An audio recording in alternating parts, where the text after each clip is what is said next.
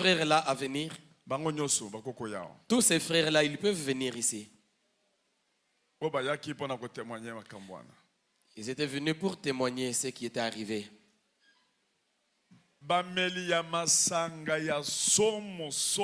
Ce sont des véritables soulards tels qu'ils sont là. Surtout Oyo. Yakapeboye.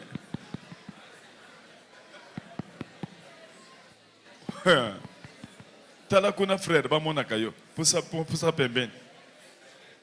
Pusa na pembeni. Bandeko. Bien-aimé. Papa Oyo aza partenaire à un groupe show. Le papa que vous voyez de l'autre côté. Groupe et papa il est partenaire dans les groupes de Papa Kandek. Joseph Darimate. Il avait pris des affiches.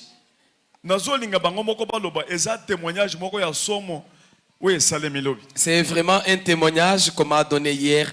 Lui-même va nous relater l'histoire.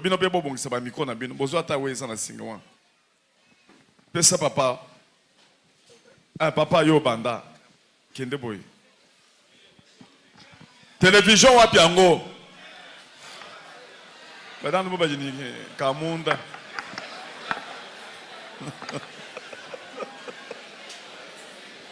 Bola ki sa télévision. Ka, embalo kayo. Chamiko. Alléluia église. Amen. Na kendaki na ba affiche. J'étais allé avec des affiches. Bango bazali ba voisin na ngai nasi. Les frères ici sont mes voisins. Côté nini. Ezali na boulevard Lumumba. Nous sommes sur boulevard Lumumba. Côté à Complast, en face à Kin Marché à Sikoa. C'est en face du supermarché Kin Marché. Bon place wana na fréquentaka camarade na ngai ndeko lupango ya voisin. Tu as micro bien frère. À cet endroit-là, j'ai l'habitude de fréquenter mon camarade qui est le bailleur là-bas. J'ai l'habitude de les trouver en train de faire ces statues. Ce sont des antiques cœurs. J'ai amené des affiches. Toutefois, chaque fois, nous avons l'habitude de parler, causer avec eux concernant l'église. J'ai amené les affiches, j'ai donné à l'autre ici. Je lui ai donné l'affiche. Il est allé, il a plaqué ça devant sa porte, sur sa porte. Et notre frère ici m'a demandé aussi l'affiche. Il m'a dit, donne-moi aussi l'affiche, je vais coller à ma porte. Donc,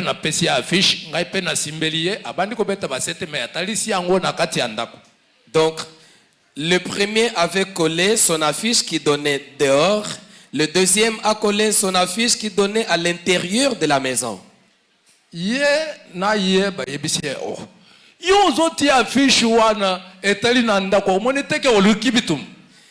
Les deux ici ont dit à l'autre, mais comment toi tu as collé ton affiche qui donne dans la maison?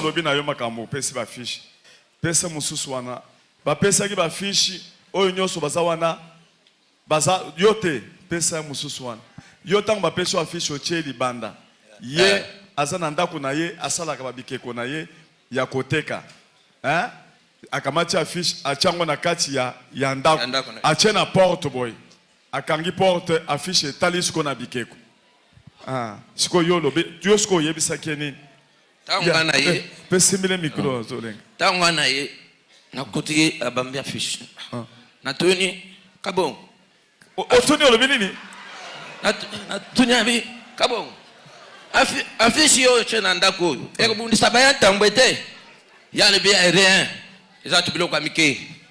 Ça va total. Tu vas na biso to bete ba ma vere et rakola. Tikana.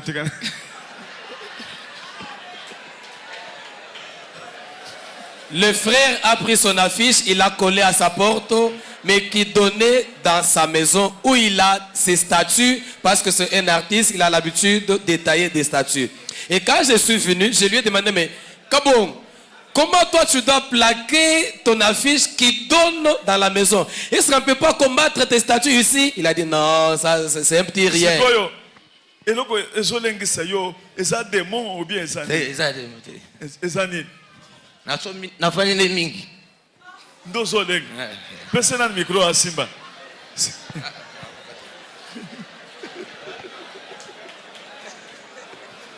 Azolenga bazungu.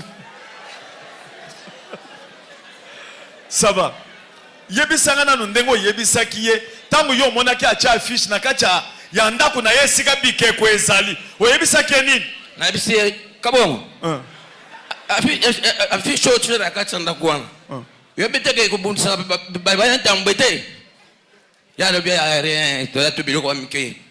Bisava dokotala. Yo pe yaka.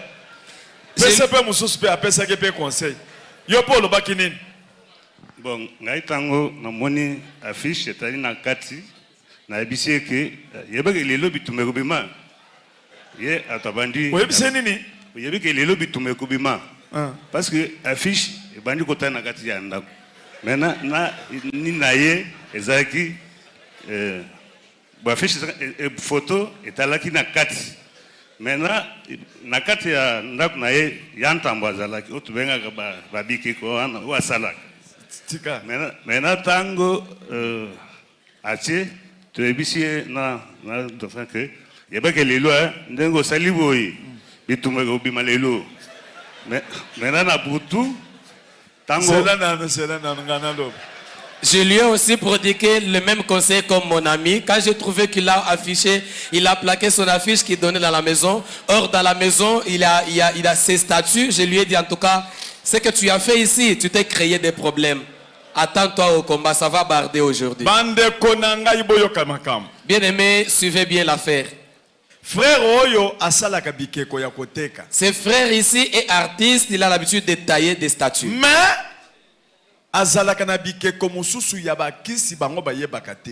Mais il a d'autres statues qui sont des fétiches alors que ses amis ne connaissent pas ça. Aboma batu asala ba scandale.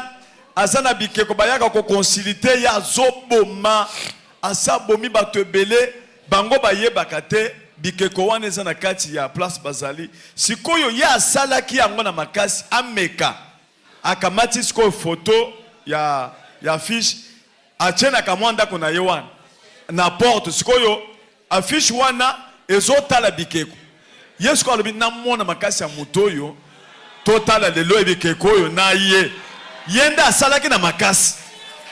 Donc notre bien-aimé a des statues, c'est-à-dire il est féticheur, il a des statues qui sont des fétiches là-bas. Les gens viennent les consulter, il a déjà tué beaucoup de personnes, il a déjà sacrifié beaucoup de personnes, alors que ses amis ne connaissaient pas que lui était féticheur. Alors, comme il avait plaqué l'affiche qui regardait directement vers ses statues, il l'avait fait expressément pour voir en réalité la personne qui s'est trouvée sur l'affiche, s'il est puissant ou pas. Si koyo tango yache akangi porte akepa na ye. Oyo aza voisin ya kamwa ndaku na ye sika bikeko ezali. Na babutu sikoyo. Oyo ayoki kaka babandi ko bete bikeko na ye wana kuna. Yesu ko ya lamuki pesa ye na no expliquer biso ndenge babanda ko bete bikeko na ye na ndako. Alors comme il a plaqué comme ça, il a fermé la porte, il est allé. Maintenant, la chambre où se trouvaient les statues est vraiment voisine de la maison de notre frère ici. C'est pendant la nuit que lui a senti dans la maison qu'il y avait maintenant bagarre. Wana zolenga me po yende muto alamuka kina buto akeko kotala oya ko yako loba pre malgré azolenga aloba kaka. Ta ngwana lamuki. Natana bi afran ko yebela. Bi milbana. Oyokaki nini liboso? Na yokaki binbetu batu bazobunda. Uzoka kuna ko franga na yebela nan. Wana tali na yebela nan. J'ai senti seulement dans la maison là-bas comme s'il y avait bagarre, les gens qui se bagarraient. Je me dis je dois d'abord voir ce que c'est. Ndo bimina butu wana na katikati ya butu. Ndio na bimina butu. Natali porte wana. Natali bikoko nyonso na se. Abi likambia fauteuil sur salle. Personne ne mususu yo pe alo. yo oyokaki pe babagar wana ezalaki na kati ya ndako te ngai na ye koremarke ntango ye aye kofongola nini ndako na ye wana nde ayebisi no o leka ya otala na me natala nini bitumba ebundaki kuna akuti babiloko nyonso na nse wana eza premier jour maintenant deuxième jour ntango aye na tongo tokutana na ye place asalaka et puis afongoli lisusu akuti kaka bikeko nini ekwei na nse nde ayebisa tala makambo ezosalama koto oyo nde ngai nayebisaki yo ke yebeke na fiche wana bitumba ekosalama yango wana ezosalama olobi eloko mosusu ezalaki mpe na mesa ekweyaki ezalaki nini sak eza sak ekweyaki biloko nyonso asalaka nango mosala ekweyaki mosusu ezalaki likolo ekweyaki na ça va yo moko okokobeta histoire sikoyo yo moko bato pa comprendre bon bandeko nalingi nayebisa bino yango ndenge esalamaki. Bien-aimé, je voudrais vraiment vous relater ce qui s'est réellement passé. C'est-à-dire que nga nazwaki affiche wana etala libanda te etala nde na kati ya biloko na ngai isika misala ngai. Moi, j'avais fait expressément que l'affiche ne donne pas dehors, mais que l'affiche puisse viser vraiment mes statuts là. Alors nalingaki ke na expérimenter po na yokaka ke nzambe ya kabundi wale sasalaka ngalbi ke lelo il faut na vivre nzambe wana na mwana ya solo soki akwagir na kati ya biloko na ngai oyo na bombaka na kati ya temple na ngai. J'avais vraiment fait expressément pour expérimenter parce que j'avais l'habitude d'entendre toujours parler de Dieu de Walesa, le Dieu de Walesa. Alors je me suis dit, c'est une occasion pour moi que je puisse expérimenter. La fiche ici doit être plaquée dans mon temple qui donne directement sur mes statues. Je vais voir réellement la puissance de ce Dieu de Walesa dont j'ai tant entendu parler. Alors, na kamati porte na ngai, na kangi, na kei pa na ngai. J'ai fermé la porte de mon temple, je suis allé chez moi. Na tongo eringa na ye. Le lendemain matin, quand je suis arrivé, na fongola temple na ngai, na kuti biloko nyonso wezaka na kati ya temple nyonso na se. Lokola batu ba bundi.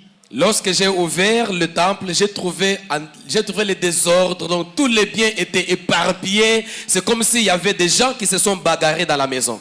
Alors, na yebisi ye dauphin, ngabi dauphin yaka. J'ai invité dauphin, je lui ai dit dauphin, viens voir.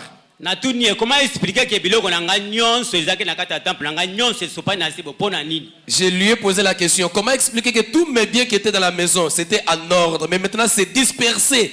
Comment expliquer ceci? Alors il y a le bilan ke et monani ke photo wana oyo tiaki yangonde mutu eluki bitumba nyonso na kati ya temple na ngai. C'est comme ça que lui m'a dit que il s'avère que la photo que tu as mis à la porte là, c'est cette photo qui est à la base de tout ce que tu vois dans la maison. Alors mukolo oyo elandi les jours suivants, na kangeli susu porte. J'ai fermé encore la porte. Na keinda kuna ngai. Je suis allé chez moi. Pour la deuxième fois, à mon retour, j'ai trouvé les mêmes effets pour la deuxième fois. Alors, yango naiko tuna pe muninga nanga mususo tofana kana ba ngabe ke makambo bino bolobaki ya solo ke lokola uchaki efiji oyo ya kabundi walesa na temple na yo nde uluki bitumba wana nde yango oyo. Alors maintenant ngai moko na yebisi papa Emma oyo tuzaka ne voisin parce que ye moto elenga ba effusion na ngalo bike non. En tout cas trop c'est trop.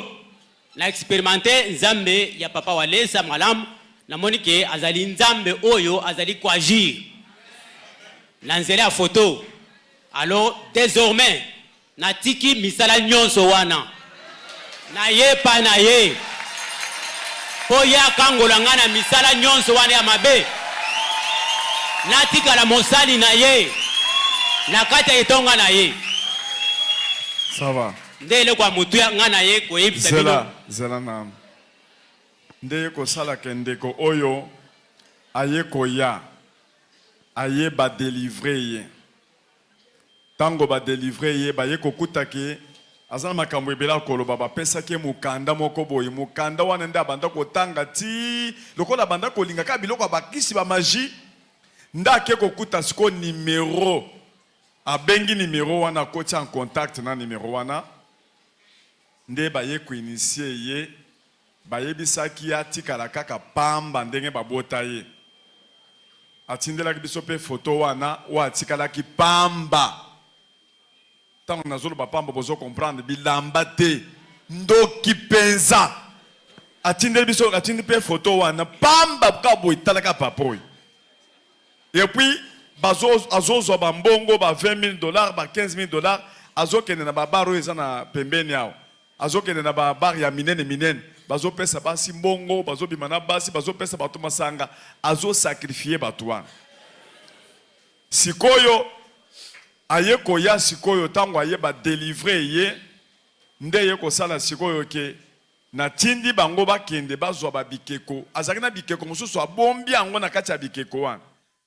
nde baye koya na bikeko mosusu oyo atindaka ebomaka bato soki oza na problème oyo ofundi epa na ye ata oza na oswani na moto ofundi epa na ye akopesa oka sete wana obeti yango yo moko na ekeko pa moto wana akufi mbala moko baye na ekeko wana eza na basete ebele basete nyonso wana nde ebele ya bato aboma sikoyo afongoli makambo nde natindaki bango bakoya mpe na ekeko wana bolakisa ngo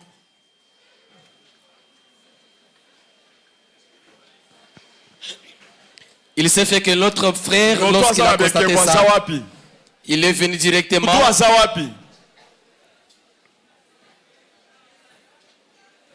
Il est venu directement pour se repentir. Alors on a prié pour lui. On a trouvé dans la délivrance que il avait été initié à partir d'un certain bouquin qu'il avait l'habitude de lire. Comme il aimait beaucoup plus les choses ayant trait à la magie, il est tombé sur ces bouquins là-bas où on expliquait le monde spirituel. Et là, il est tombé sur un numéro. Lorsqu'il a appelé ce numéro là-bas, le numéro l'a mis en contact avec le monde des esprits. Il a été initié comme ça. Et lors de son initiation, il a été demandé qu'il reste tout simplement avec la tenue d'Adam. Et là, quel est son travail? Chaque fois, on lui donne de l'argent. Il se rend dans des bars, dans des terrasses. Il peut donner de la bière à tout le monde qui est là. Il donne de l'argent aux jeunes filles. Et en donnant cela, il est en train de sacrifier les vies de toutes ces personnes-là. Pesa, qui soit joie qui comme on où est Bouddha. Ou une prière à Bouddha ou à Salaka, yende azo connecté babilo konyos. Bazo filmer on. Benda ngo. Cette statue s'appelle Bouddha et c'est lui sa divinité. Il l'appelle Bouddha.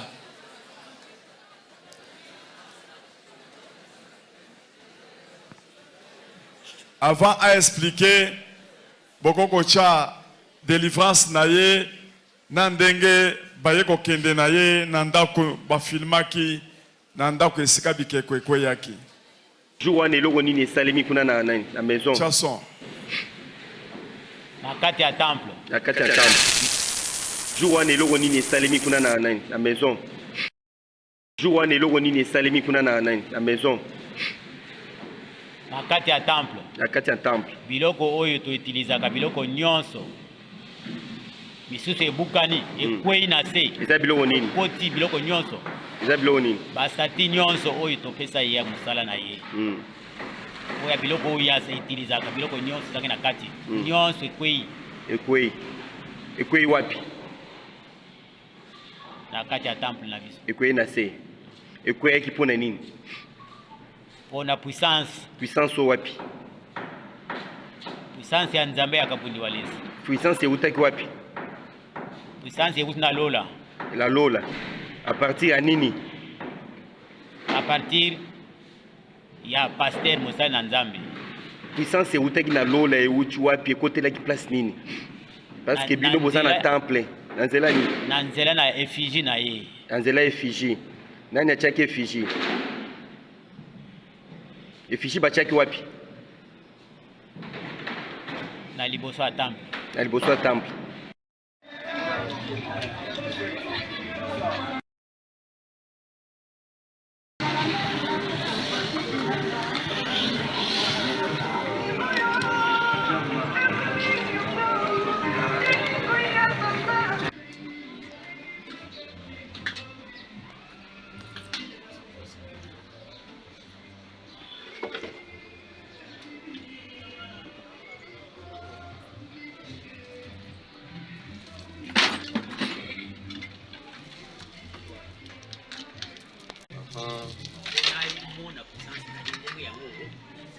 Puissance en Zambé na ye. Voilà. Voilà.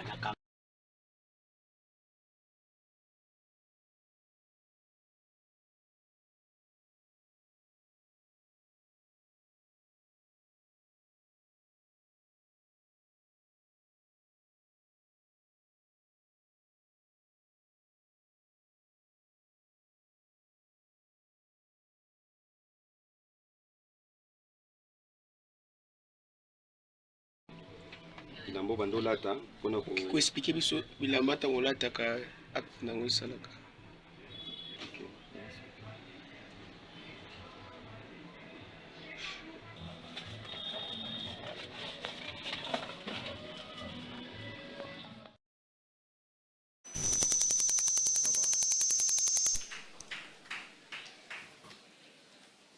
Bokoko pesa ye keko wana a expliqué. Pesa ye moko asimba. Tia micro tala liboso kuna. Yebisa bato nzambe ekeko wana na basete wana makambo yo sala. Bandeko bomona eloko oyo yango nde ezali lokola pona kosala mutu mabe nde tosalaka na eloko oyo. Cette statue ici nous sert vraiment lorsque nous avons envie de faire du mal à quelqu'un. Soki mutu ayibi yo mbongo. Si peut-être tu es victime de vol d'argent, Ou bien mutu alingi mwasi na yo. ou alors il y a quelqu'un qui est tombé amoureux de ton épouse, To mutu oyo inie na motema na yo. ou alors une personne que toi tu es de tout ton cœur, Okozwa kaka kombo na ye. tu peux juste prendre son identité. Oye na sete. N'importe quel sete ata olokoti yango ata osombi yango eza na problème. Tu amènes juste un clou que tu peux trouver de n'importe où, tu l'as ramassé ou acheté, juste un clou. Otangi kombo na ye. Là tu cites son nom Obeti na ekeko oyo. et là tu vas enfoncer ce clou sur cette statue. Esili pona mutu wana. Et c'est fini pour la personne que tu as citée. Alors nde signification ya statut oyo. C'est ça la signification et le rôle de cette statue. Oso bomi bato combien? Tu as déjà sacrifié Nombre combien ya de personnes? basete nyonso bozomona na nzoto ya ekeko oyo nde nombre ya bato oyo basi bakufi. Donc, j'ai déjà sacrifié des personnes au nombre de clous que vous voyez sur la statue ici. Alors nde musala ekeko yango wana. C'est ça le rôle de la statue. Namoni ekeko na yo eza na miso ya miroir. Batie moi miroir na miso. Cela veut dire quoi? La statue a C'est-à-dire l'œil de que miroir. misu ya miroir oyo tobengaka yango œil magique. Donc, cet œil ici en miroir, nous l'appelons œil magique. Ata ozali wapi akomona yo. Où que tu puisses être, cette statue va te voir. Po ezali misu magique ezomona partout. Parce que c'est un œil magique, il voit partout. Ok, nde signification ya statut yango wana. C'est ça la signification de la statue. Sikoyo bambongo bozwaka. Bambongo batindela kona biloko wana bokendeke nango wapi condition ezaka nini?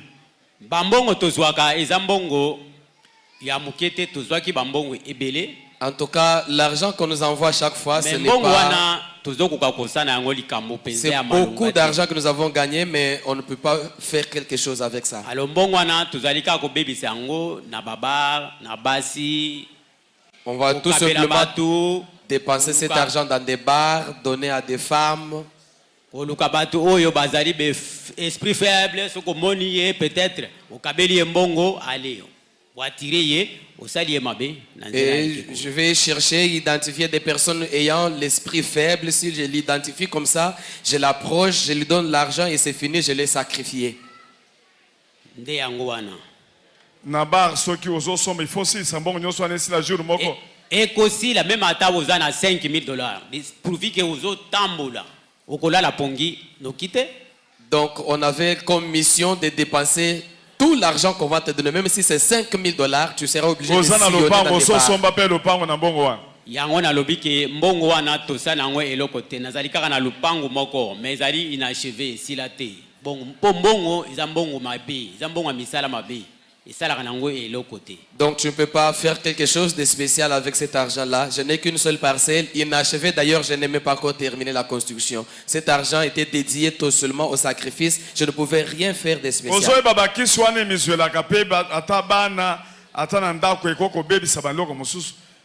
Toyebi yango ebebisaka. Yango ezali kisi eponaka te. Esalaka nyonso. Esomi ezwe ata mwana bananda ko eso ezwa pe bana na yo. Micro ezawa. Ata ko boma yango moko yeko zwa bana. Ese micro ya bien.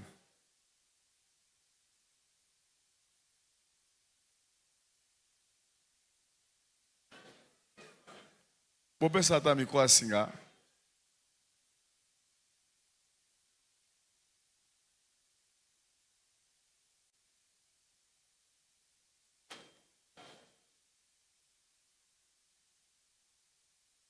Jésus. Vous pouvez se micro à Singa.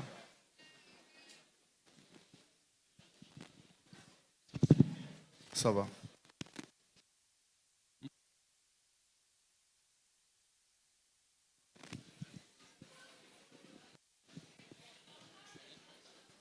Allô, ok. Pona bana na koki ko lobandenge mususu te po nanga na botaki bana presque na ba province ebele. Nazai kaka na mwana moko oyo alekaki na misala oyo azaki na Équateur. Na boti mwana wana na âge ya 10 ans. Nde ayi koleka pe na misala oyo ngai oyo. Mwana azaki na 10 ans. 10 ans. Awa na Kinshasa te mais na Équateur. Mais ba mususu baza awa na Kinshasa na bango si place awa. Bango nyonso bazali enfant. Moi sina yo ayebaka kozaka ndoki. Ayebite. Eza ba secret na koyebisa ngo na mutu te. Bongo photo oyo opesi biso ozaki mkozaka mutakalo wana moi so amonaki yango te. Amonaki yango te parce que mukolo makambo ne kosalima ya kozala te. Tuza kosala ngo na nzela ya molili. Hein? C'est histoire. Donc j'ai beaucoup d'enfants que j'ai mis au monde dans toutes les provinces, mais parmi tous ces enfants là-bas, il n'y a qu'un seul enfant qui a été sacrifié à l'âge de 10 ans déjà. Et dans tout ce que je suis en train de faire, ma femme n'est au courant de rien. Même lors de mon initiation là-bas, la femme ne peut pas être au courant parce que ce sont des choses que nous faisons dans des endroits isolés et dans le monde des ténèbres. Elle n'est pas au courant de rien. La kisana no wana tamba salako délivrance bon, oyo chabo yeba filma bazoka ngango azalo kola sirène ezali pona domination pona basi ya kitoko. Ce que je tiens à main, c'est un esprit de sirène. yango nyonso na koloba na ko attirer yo. Donc si j'ai ça, c'est pour attirer toutes les belles femmes. Si j'ai ça, je parle seulement comme ça, je te domine et puis je t'attire. Nyonso na koloba okotosa. Tout ce que je vais te dire, tu vas obéir. Même si tu es comment. parce que moi c'est mutu je ne peux pas savoir que tu es femme mariée parce qu'il n'y a pas d'inscription sur ton front ou ton visage pour dire que c'est une femme mariée. Mais tout ce que je vais déclarer devant toi, tu vas obéir tout simplement. Donc ce que au talier ka au bandi ko benga ye ou bien au salier loko ni pour attirer ye aya panayo. Au ko attirer ye na nyonso. Ele ko liboso nanu. Il faut za mobali kitoko, faut lata kitoko. Tango lati kitoko. Moi ça ko za attirer à partir ya ko lata na yo, mbongo no pesa na poche. Ele ko koloba na yako bo yata ko ndima na ye. C'est ça. Donc je peux attirer la femme dans tous les domaines, dans plusieurs domaines. La première des choses, tu dois être bien habillé. Je suis propre, bien habillé. Et puis avec l'argent dans la poche, c'est fini. La femme sera attirée par mon accoutrement et puis l'argent dans la poche, c'est tout. Bon, ce qui, moi si, aza déjà capturé aza na yo. Ezali pas cité pour osala nyonso yo kolinga pour ya koyebate. Izali makambo na yo usala ya koyeba te ya ko profiter mbongo azwi mbongo na ye c'est tout. Siko yo osali makambo. Yo peut profiter. Osali nini? Osali oyo ko sala. Oyo zoluke pa na ye osali. Neti andenge nini fongola? kosala neti ya ndenge nini?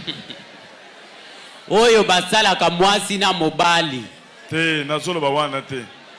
Nazoloba pona ko sacrifier na ba esprit na yo. Ko pesa na ba démon na yo.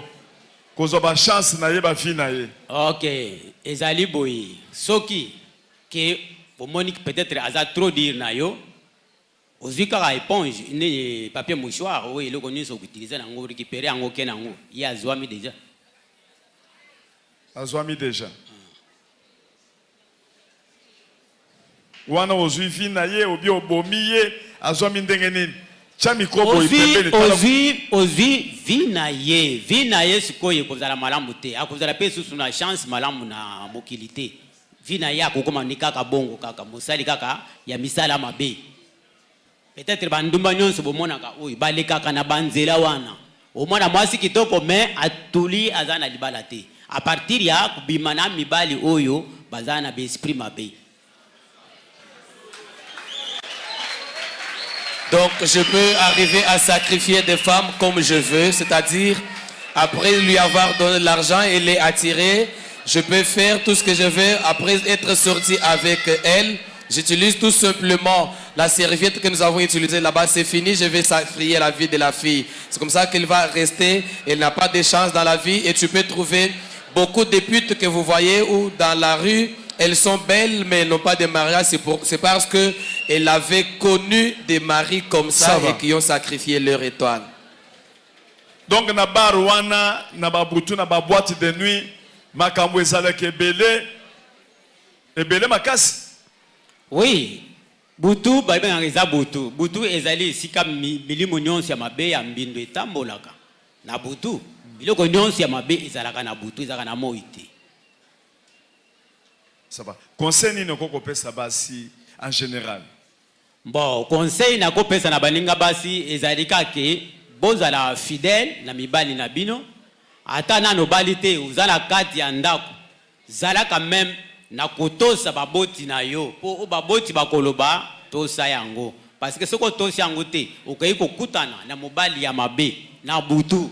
Yebaka ke vi na yo ekozala sacrifier. Bakoyiba étoile na yo. Okobala lisusu te, otikali kaka bongo. Donc c'est un conseil que je donne à toutes les femmes en général. Vous devez être fidèles vis-à-vis de vos maris. Il ne faut pas suivre les vents des hommes. Même si tu es célibataire, il faut suivre vraiment les conseils de vos parents. Restez fidèles dans vos toits paternels. Parce que lorsque vous arrivez à vous méconduire, vous avez la chance de tomber sur un mari comme le mari féticheur et qui arrive à sacrifier votre étoile, sacrifier votre vie et c'est fini. Vous allez rester avec la malchance. Bongo baninga mibali bosalaka bango nini? Baninga mibali tia miko pembeni. Baninga mibali bazali oyo balingi mbongo. Lukola ya lingi mbongo. Amona ka mbongo amotu te, eloko amotu te. Soko ya lingi mbongo na yo to, azwi mbongo na ye. Ali profiter pe na canal wana, pona kosala ye mabe. Oyibi pe étoile na ye, obebisi pe vi na ye atikali kaka bongo. Bongo ata pongo soki ayibi te. Bien, soki azwi mwasi na yo. To azwi eloko na yo ya valeur oko sacrifier vie na ye. Bongo baninga na yo sala bango nini? Oyo baza pembeni na yo. Bon, bango bazali baninga na ngai te tofandaka na bango lupangu moko. Bango bazali lokola ba visiteur, mais tovanda bango place moko, mais tosala ka mosala moko te. Bango bamona kaka ndenge na sala sculpture na biloko na ngai libanda. Mais kasi oyo za katikati na nga bango bayebi yango te. Donc les londe ba découvrir yo penza. Baye ko découvrir yo lelo. Baye ko découvrir lelo po ngai moko na ndimi nanu liboso. Po na nini ke na expérimenter Nzambe. Nazwi effigie à mosali na Nzambe. Na nzere ya mosali na Nzambe. Na puissance na ye. Na comprendre que Nzambe aza na puissance koleka biloko nyonso ya mokili.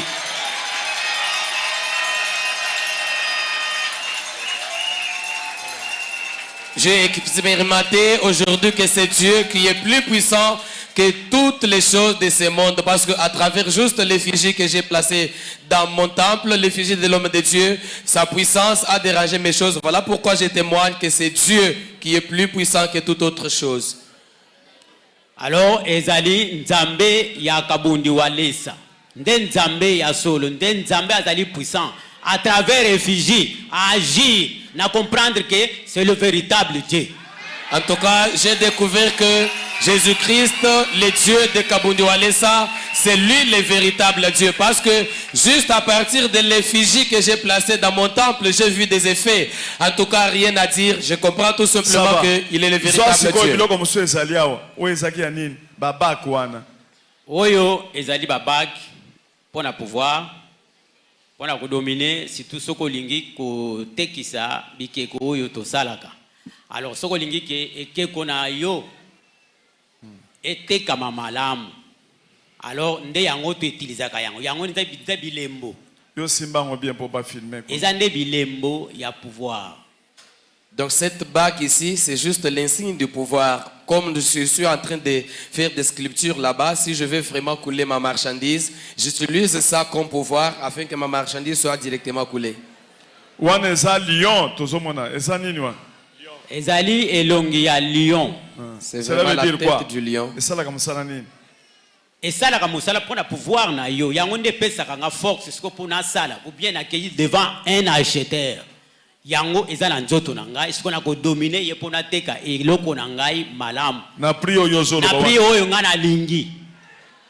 Donc c'est un pouvoir qui m'est donné. Lorsque j'amène mes œuvres d'art devant les acheteurs, je peux imposer les prix et j'arrive à les dominer. Je vends mes statues comme je veux. Eza esprit bakotisaki ye na ya lion. Ta benisaki ye. Ça va. La kisa mususu. Baka mususu ezawa. O wana eza nini? Oyo ezali scorpion. Ezali scorpion.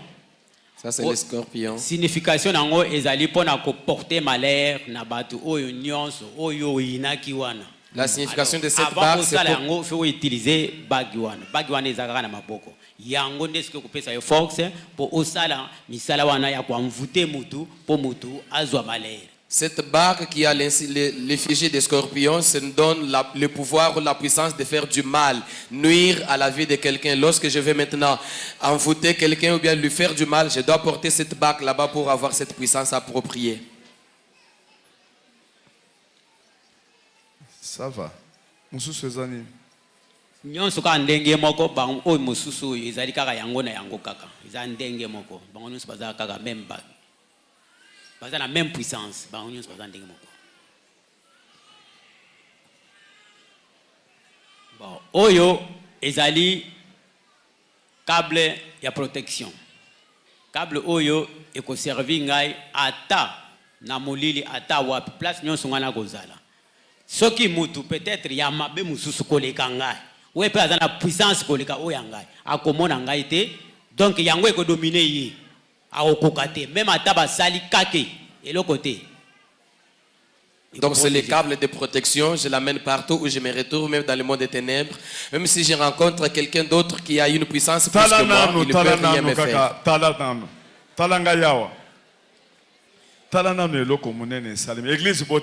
L'église suivait ce qui s'est passé.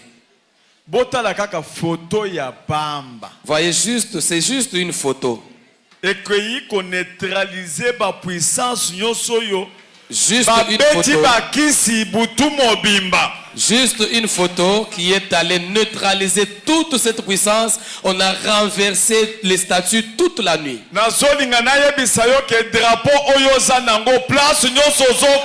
C'est pour dire que le drapeau que tu as là, partout où tu peux entrer.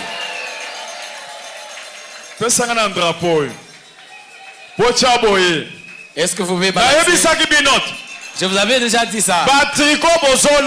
Même les tricots que vous portez là. Partout où vous entrerez. Que le démon vous fuit. Que les enfants soient guéris. Est-ce que vous pouvez balancer cela? Balancer cela. Alléluia. Gloire au Seigneur. Mwana moko babanda kokende maladi ya ndeke azokende kosala examen d'état. Mama na ya yaki na yawa balatisi ye kaka tricot bayaki na ye kutu asa akufi awa balatisi ye kaka tricot pamba alamuki epuis bayebisi kende na tricot wana na classe ndaki ye kosala baexamen d'état tia nka na se asala examen d'état kaka ndenge tozosambela kaka ndenge mpe arc-en-ciel ebanda kosala makambo awa ndenge mpe bozali wana. Amen. Donc tosi tobondeli tozokende na stade moto nyonso azopepa. Amen. Bafiche oyo nyonso akomeka kolongola bafiche akosala diarrhée ti le 14. Amen. Amen. Diarrhée ya mpulumpulu nano yoka diarrhée ya mpulumpulu te ti le 14. Bosakanaka na Nzambe. En tout cas, vous blaguez avec Dieu. Boko vivre Nzambe wana sikoyo. Cette fois-ci, vous allez vivre ce Dieu-là. Maman olobi nini? Alobi ayebi ye yaka kasi. Chana ni micro maman lobana. Tuzwa micro kasi. Pese micro zenana. Nazaki na premier niveau naza na likolo sikoyo le na omona ye na kiti pona tala est-ce que za ye to yete mais l'air na poussani pembeni effectivement na moni eza ye nani aza oncle na ngai kasi eza problème te andimeli Nzambe ezolekela nga pasteur kasi eza eloko kosepela yango nazokumisa Nzambe nayebi te na kamwe aza oncle na yo oncle na ngai yebi ngai tofandi ni ndaku tofandaki na bango ndaku moko lelo oye koyeba oncle lelo nayebi ezolekela nga pasteur na olenga ya koyamba ye ete pasteur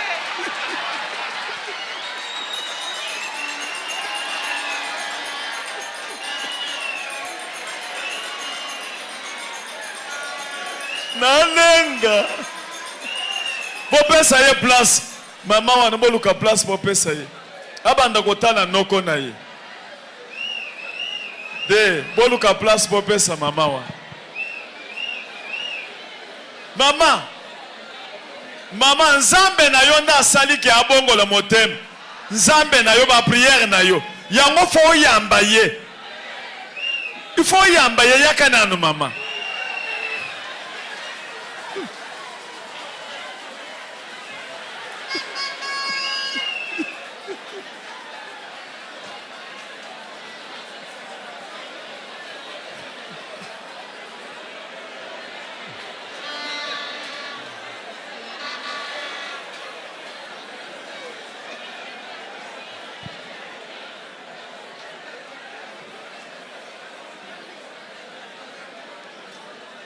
Bocha maboko likolo, tope pas. Est-ce que vous pouvez balancer les mains? Pas.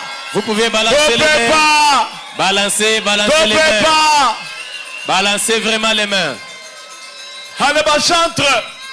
Boko koya poko yemba. Zembo ya dibendele. Zembo ya drapeau, bannière de victoire. Zembo ya stade des martyrs.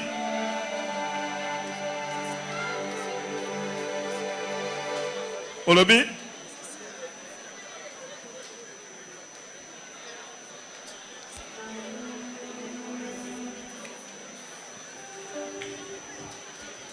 musicien moko balobi musicien moko azalia wayaki na mwana na ye azaki gravement malade bokoko yawa aitel manano pour témoigner musicien yaka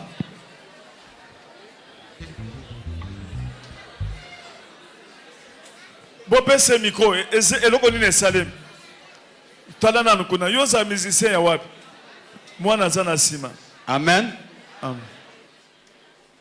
awa bon nga naza musicien nabeti moi partout baquartier latin bamineur ti tokomosala mamu na biso nga mpenza na ndimaka vraiment bapaster vraiment te On dit que pasteur te.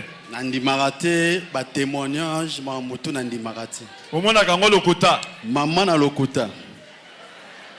Donc, vous pouvez à moi 3 minutes, vous comprenez moi mamni neleki. Nga naza na ngongo A7 na barumbuka awa. Na vandaki na beke non, ndako eko muke naza na bana 4. Oaza 3e. Na beke non fona na changer ndako na bengi bayer. Bayer aye na bi non faut to changer ndako. Luka muta okota na ndako. Ti abundi azongisinga garantie na luka. Quand on dit que ça quoi lever bateau, na bimari babenga ndako mo ezaka etala na ke na Croix Rouge Nathalie na sepelite. Non? Oh monsieur za ba côté ya 24 nga na koli na ba rumbu 24 vraiment. On a forcé de etala. To zui 24, to combien na 24 to soye na bateau non. Na retour to zui poto zwa boulevard. To kamwa kare kende côte sa biso na simane ni inter. Bakotona ba leva batuna kati non bokitsa mitu to kitsa mitu skoko kamwa nanu avana na oyanga ti ba criminel na kati ya car bazobeta lisola stade ba criminel na kati ya car na kati mutuka bazobeta lisola stade bazolo banini yoka mutu ana beti ba faire ba beta ki donc to meto monique kabundi akobuka vraiment wana ngape tozokipa wana biso za mutu na se bo fongola ba code à téléphone bo fongola to fongoli ba code bazui ba téléphone mbongo tout nazari na ngona sac ka negezaga ozoke lokela ndako boyoka ba miracle mbongo eke bazui babwaki biso kana sima ba continuer ba masa mususu ngape moyana zonga na ebisa madame ke mbongo eke arondimate amona ka ba jeune ondeto luki mwasi mususu pesi na beti kara na ye lobi na ona tongo na ke Croix Rouge ya ona osenga merci na maman apesa nga invitation na biso eza fille photo kaka photo na Croix Rouge ba mama ba ndoko leka ebele na banini yaki mercredi ngana ka na biti te ke soki mutazo leka na zwaka te po na bike na oya te so ba pesa na biti et mbongo ba dépenser na linga ko zwa ba biloko ate pona oya na ngati a insiste te zwa kaka zwa na zui na talaga ta date te na kumbi kaka na tena saki na bakanda na zalé nango na zongi na otala mwana zaye na fièvre na bi nenga na fièvre na pesa e calme comme ça et moso continue au ken hôpital kaka tour na betaki wana ton na loko après que mwana zaye na fièvre na okuta mwana ya kokangama ya na ya 12 ans alaye na ngambo azokipete mwana pena kangami ya kotoka ngasko na bi mais na yoka mambo nini bon nambeka na nina sana mwana go walesa na epo sambela te na zwika rafisho na saki na fongoli na binzambi ngana yebi na ngao sambela te na zobo ya mama na bangwa ya ekoma longola $50 oya ndaku bokendo hôpital ngambo ngwezate na binde na zoluka na boyo sala na kana photo o nzambe sala miracle na yoka na cheka ka photo na mwana pas même 30 secondes na mwana mo toka mwana toki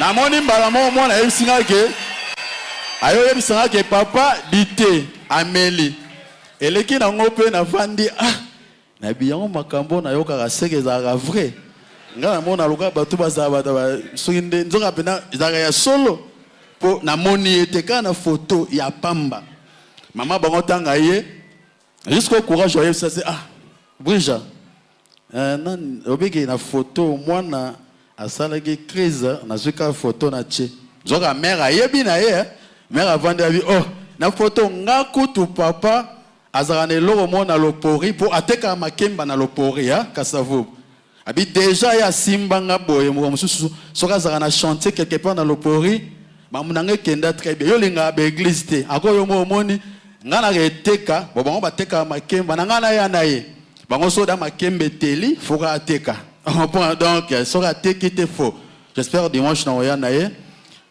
il faut qu'il témoigner. C'est rare, les musiciens, banda na botama nzamba zomona première fois l'église pe na kotaranga vraiment te mais na yebiki cité et logo mogote ninité ya na yo témoigner na lobi le 14 et rozala pe première fois na kota stade na ba musicien na ngana ba tutu na tout le monde malgré tout na yebiki bazwenga garantie maramutu mais ndena kuta na papa yo na maramunos na yebiki le lobi nzambe ya kosala kaka akosala kaka na kozwanda kumamno so ekende bien tout cas mwana yeyo adosakana normal sans fièvre pendant mercredi ni eloko nini yango pena lelo nandimi papa na kozanga ka so église te elongo eza première fois ba moninga à partir lelo na komi mondima awa mamunyo so awa papa donc na kozanga ka te bokanga elongo bien quoi na kolongola linette na kolongola merci beaucoup. Merci. Donc, kende yamba moninga na yo yewana o yandimeli peledo.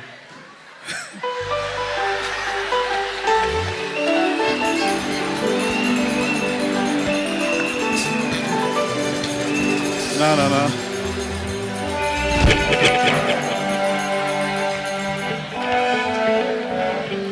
Yepe atiki nyonso andimi Jésus-Christ.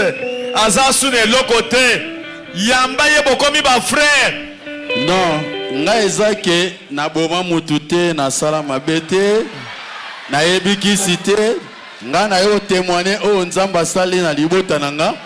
Yango na ko témoigner ye fasa mbelebele.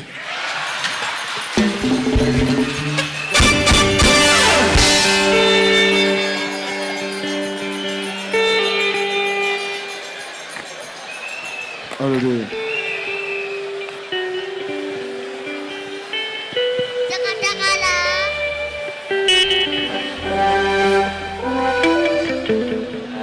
Alléluia. Amen. Alléluia. Tozo benga mama na biso oyo banleva kiye makambo ya kwanleve ekomi solo bon toko sale loko moko pona bato baza kwanleve batu tozo sale loko moko pona bato wana baza kwanleve batu en tout cas moto na nzambe zola moto na nzambe zola na bango. Alléluia.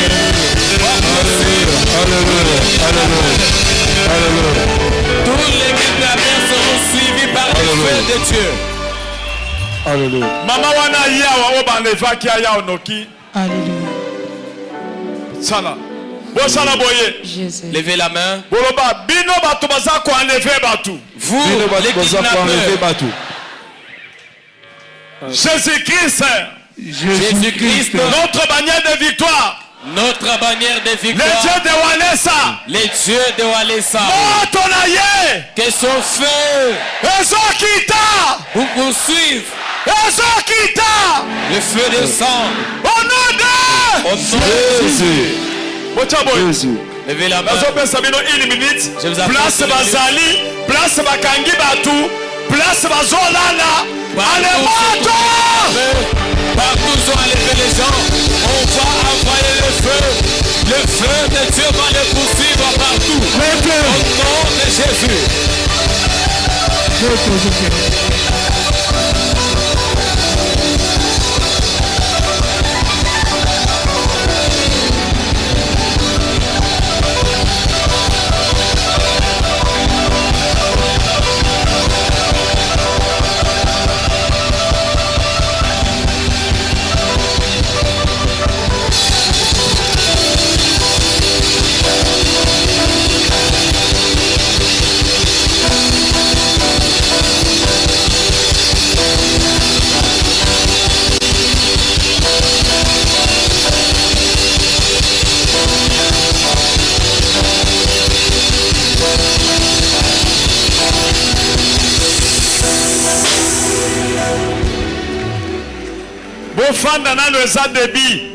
Mettez-vous, c'est des témoignages.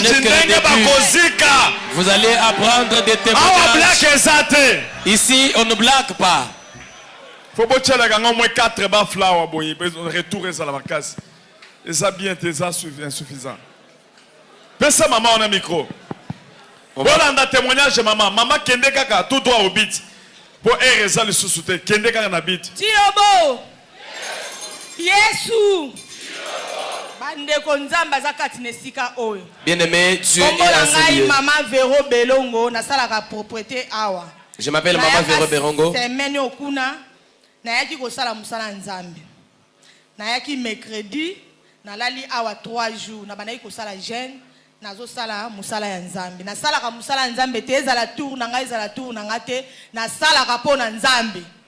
En tout cas, na bima awa na blamuka 3 heures na bandiko kombo la likolo ti na se na bimi libanda na kombo liti na suka na laki pe batu na kendako na utaka ozone na ye na bimi na 6 heures na zui transport awa na kiti na sabena na moni taxi ya magasin mwasi moko na kati mobali moko na kati na suka tikala ki place moko na lobi kitambo batelemi mobali wana kiti ngana koti na katikati mwana mobali wana koti tanga koti na bimaka na teni na biso ya propriété te même kolo wana ezalaki ka nzambe na lati teni ya propriété na saki nanga na kei ndako tangu na tie mutu nanga boye ba bloquer ngai ba droguer ngai ba ke nanga isika bakendaki nanga na yebaki te tokomi dimanche na ba heure tardif na eko fungola miso